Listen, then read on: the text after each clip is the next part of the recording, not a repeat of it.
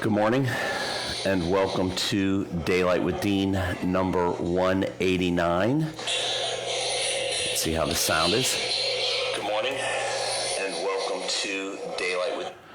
Sounds a little loud, but I've heard from many of you that you'd rather it be loud than too soft.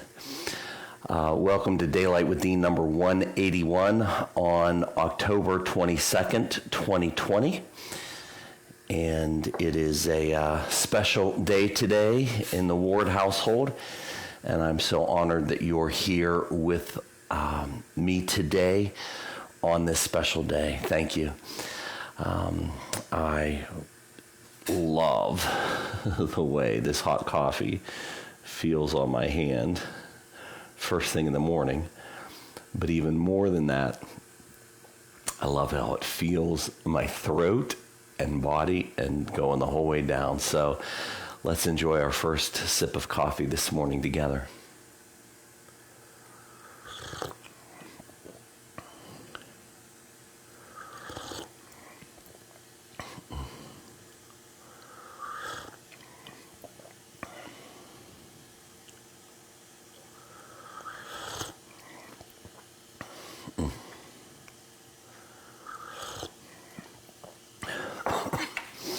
Well, I'm so grateful that you're here with me this morning. Had a couple, one crazy thing happened yesterday morning on the way to the gym. So I left here in time to be on time for the gym, and I'm driving on Freeport Road towards Taco Bell here in New Kensington, and there's nobody on the road. It's pitch black. It's 6:31 in the morning. And I'm going, and all of a sudden, I hit something, and it was so jarring, but I've never hit something like this before. It was like, what just happened? Because I didn't see anything. I was paying attention. I was not texting. I was not checking my email. I was not on the phone at 6:30 in the morning or at any time. And so I was watching where I was going. I'm like, what? What just happened? And I was puzzled. I thought I ran over an enormous raccoon or something, because it really jolted my truck. Like I was driving, I'll explain that in a minute, but so I turned around and came back past Greenwald School the other way, or Mary Queen of Apostles Elementary School now, and didn't see anything. Didn't see a raccoon, didn't see a dog, didn't see anything hit. And I turned back around. I'm like, that was puzzling. So got to the light, turned left, went to Tarentum, got out, looked at my rear wheel because it felt like I had a flat tire when I hit it. I'm like, that was awful. And my tire was fine. My wheel was fine. Couldn't see any damage. It was still dark, but I was like, whatever. So I went and worked out. And then after the workout, I looked on my wheel and I couldn't see anything. Well, behind my wheel and in front of my bumper was this enormous dent that had not been there before. And apparently a deer was running like full blast and hit the back of my truck. And it, when I was driving, it like shifted my truck 3 inches over. It was like, what was that? And so I grabbed one of the people in my class and showed them, and they're like, well, look, you got deer hair still on the side because it was moist and wet, and that was crazy. That was like one of the most unnerving driving experiences I ever had, because I'm in a school zone. Now it's dark. Nobody's out on the road. I'm in a school zone. And first of all, I think, what, I hit a kid. I mean, it just was terrifying in my soul when that happened, because I was just, so jarring.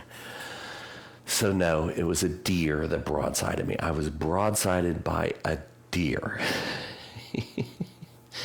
Yes, indeed. That started my day off wonderfully. It was kind of fun, though.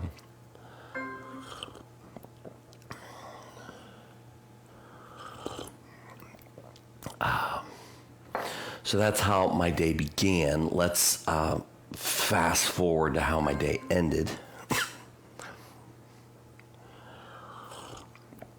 So as I mentioned yesterday, it was my daughter Emma Ruby's last soccer game of her high school career. And the place had a lot of people. She had a lot of friends that came to watch her. And it was fun. It was a fun night. They played Penn Hills, who was going to the playoffs, extremely competitive team. But we hung with them. It was a great game. It was a great game. And so I think maybe I lost track maybe 10 minutes in. One of their girls scooted past and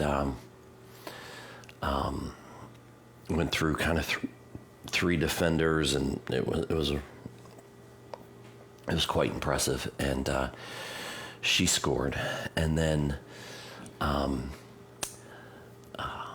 about 10 minutes later, my daughter Emma Ruby had a throw in all the way down at their goal end of the opponent, and she threw the ball, not real long like she usually does. She threw the ball to a teammate that was facing her, and there was no one between her and the teammate.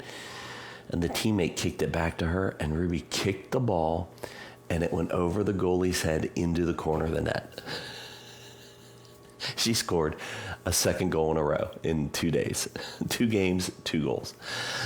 The exuberance, because it was unexpected. It was like she's playing defense, but she went down for the throw-in. The exuberance that she got the goal was, I've never seen her so excited in my life. I mean, she was so thrilled. And that was a blast. That was a blast to see. And the game was so competitive, back and forth the whole time. And we had several scoring opportunities. They had several scoring opportunities. It just went back and forth and back and forth. And then with a minute and a half left to go, they brought the ball down, and our defense was guarding girls on the sides, and a girl in the middle was left all alone, and she just kicked it from quite some distance, and it just went over our goalie's head right into the net. And with a minute and a half left to go, we had one more scoring opportunity and came close, but we did not win that game. But it was competitive. It was a playoff team. They hung with so strong. It was competitive. They played hard. Our girls had an amazing game, and I knew it was going to be very emotional for my daughter. And what I was not prepared for was how emotional it was for the team. Ruby's the lone senior. I think there's one junior, and then the rest are sophomores and freshmen. And Ruby's 2 friends that came to watch from a neighboring soccer team that she's played with before, they were standing waiting for everybody to come off the field, and one of the sophomores came off, and just one of the more formidable players came off, and all the girls, were crying, had tears in their eyes, not because they lost, because the season was over, but this girl hugged Ruby's 2 friends, and she's like, "I'm gonna miss Emma." And it was just so sweet to see how much love and affinity these girls have for each other, for Ruby, for their team, for their coach. It really is a significant turn from just a few years ago. I was talking to a coach's wife at the game, and usually losses really are hard for him to process through. And I asked how he was going to handle this loss, and she said he'll be just fine. Things have been really good this year. He has a great team, and losses don't don't get to him. He's grown, so just don't get to him quite the way they used to, and so that was it was just sweet. It was a sweet, sweet, sweet day and ending to the day. So.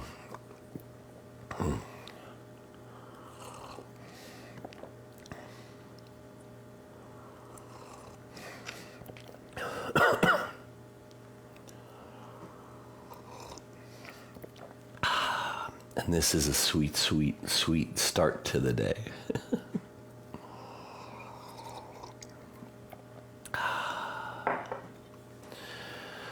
Well, guys, I hope you have a great day planned today. It's a big birthday weekend at our house. When we celebrate birthdays, we not only celebrate them on the day of, but we celebrate them throughout the whole weekend. And my daughter Abby, her birthday is tomorrow, and she was born 6.5 hours after my birthday. She almost hit the day. And I was born on my mother's birthday, so we almost had 3 generations in a row. But tomorrow is my daughter's birthday, and so we got the dinner plans for tomorrow evening. We're going to be taking, Leslie and I are going to be taking our daughter out to her favorite restaurant, and then Saturday we have a wedding to attend, and then Sunday's the big family dinner with steaks and red cake from red cake would be from Wagon Wheel Restaurant in Delmont. If you're ever out in the Delmont area on Route 22, you got to have breakfast at the Lamplighter Coffee Shop because their omelets, pancakes, everything they have is phenomenal. You got to buy dark chocolate, white chocolate, or milk chocolate at Gina Boots Candy Store. You got to get the fresh, homemade, amazing, one-of-a-kind donuts at the Donut Chef or the Brick Oven Donut place right above the Wagon Wheel. And then you got to get red cake from the Wagon Wheel. Wagon Wheel makes the absolute best red cake in the history of the world. And my kids grew up with it because their grandparents lived there, and they'd always get red cake after a meal. And so for most birthdays, we get the request, can I have a red cake from Wagon Wheel? So that's some of the excitement that we have going on this weekend. And so I wanted to thank you guys for being on here with me today. Heading to the gym, it's Thursday, so I work out. It's lower body day, or as we call it, leg day, the dreaded leg day, because our legs hurt the next morning significantly the next day. So it's leg day. Then I go to North Washington and work out with my friend there. I'm not quite sure what he has planned for me today there. And then I'm going to go to Nazer Foods and buy the marinated steaks for our dinner on Sunday. So then come back, sermon prep the rest of the morning, funeral at 1 o'clock, and so we got a big weekend planned starting today. So thank you guys for being part of my life, allowing me to share this time with you. And let me just pray for you now. Dear Lord, so grateful for the opportunity that I have to share this time with my Facebook friends on each morning. Thank you for the quiet and stillness of the morning before the chaos of all the work and activity begin. Father, I pray that you would bless each person here today. Watch over them. May they sense your love, your favor, your blessing, your goodness, your faithfulness to them every step of the way. Father, may we see all that you have for us today, and may we not miss it. And dear Lord, I'm so grateful for your faithfulness, for your love, for your goodness, and for this time that I have to start my day with you. And I ask, Lord, that you would watch over me today. May there not be a deer or a bear or a moose or an antelope or an elk or anything run into me on the way to work out today. And thank you for your protection yesterday morning. God, we love you in Jesus' name. Amen. God bless you guys. I'm going to miss you till tomorrow morning. Great to see you. Great to be with you. Thanks.